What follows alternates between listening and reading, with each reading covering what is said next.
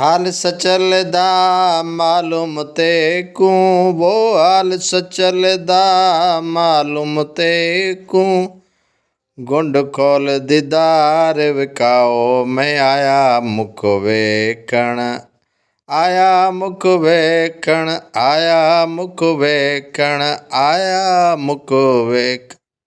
جی ناظرین، ہفت زبان شاعر اور صوفی بزرگ حضرت سچل سرمست رحمۃ اللہ علیہ کا 203واں عرس مبارک کی تقریبات آج سے شروع ہو گئی۔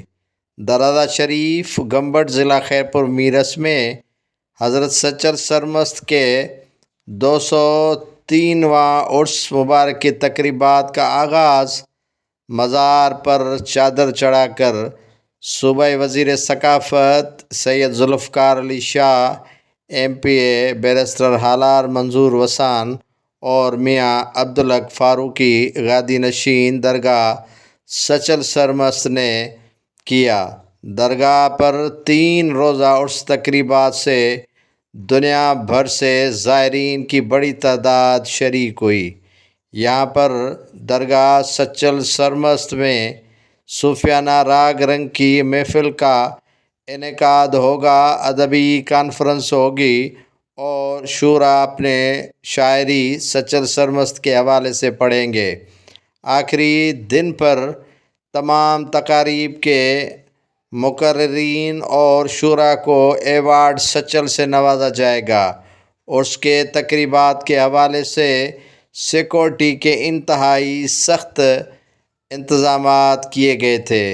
سچل آڈیٹوریم ہال میں تقریب کا باقاعدہ آغاز صوبائی وزیر ثقافت ذوالفقار علی شاہ کو سیمینر دے کر کیا گیا۔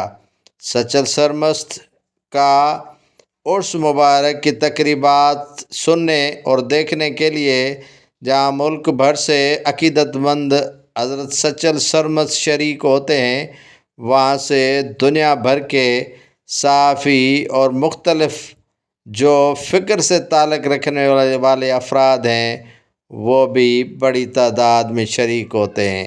ہفت زبان شاعر جس کا تعلق ضلع خیرپور میرس کے درازہ شریف سے تھا، وہاں پر ایوارڈ تقریبات بھی منعقد کی جائے گی اور ایوارڈ تقسیم کیے جائیں گے۔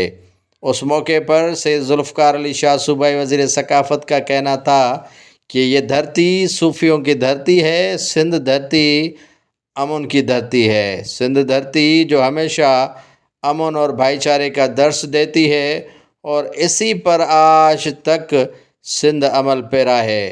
غیر ملکی صحافیوں کو صوبائی وزیر ثقافت کی جانب سے سندھی ثقافتی اجرک پہنائے گئے جو خوشی سے بڑے ہی نڈھال تھے۔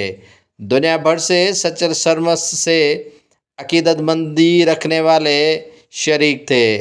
سچل کے عرس کے موقع پر صوفیانہ راگ رنگ کی محفل تھی جس میں غیر ملکیوں نے بھی شرکت کی۔ غیر ملکی انگریز بڑی تعداد میں شریک ہوتے ہیں اور سچل کو سلام کرتے ہیں۔